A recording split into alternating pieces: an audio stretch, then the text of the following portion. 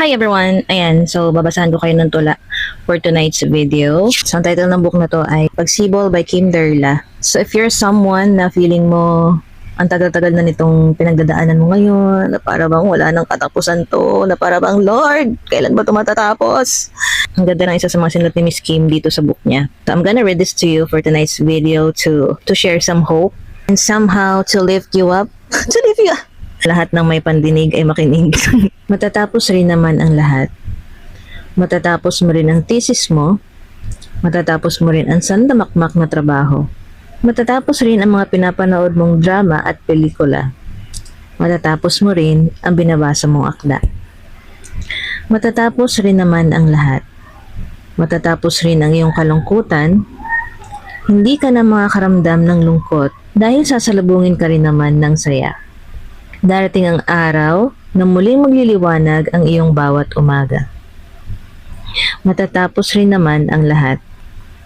Matatapos rin ang iyong paghihirap, hindi ka na mapapagod ng malala dahil mararamdaman mo rin ang ginhawa.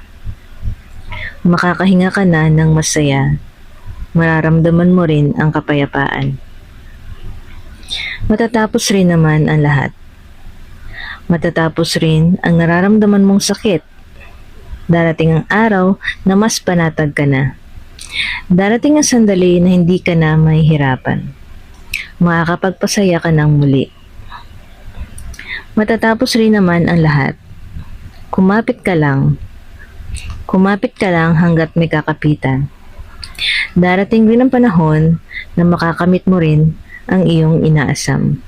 So, this is a reminder na ano man yung pinagdadaanan natin ngayon. Whatever it is, just allow yourself. Let's just allow ourselves to go through what we are going through. Tama ba yun? Yeah, hindi siya madali talaga. Like, lahat na pinagdadaanan natin is something na kailangan natin. Dahil itong mga bagay na to, itong mga pinagdadaanan natin na to, is ito lang din yung gagamitin ni Lord para tayo ay mag-grow sa ating buhay.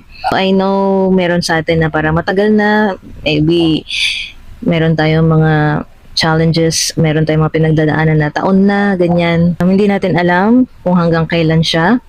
Only God knows kung hanggang kailan natin pagdadaanan ang dapat nating pagdaanan. But one thing is for sure is in this journey of life, no? Ano man to mga kailangan ting daanan na yan. I believe someday it's gonna make sense. Sabi nga dun sa isang verse, no?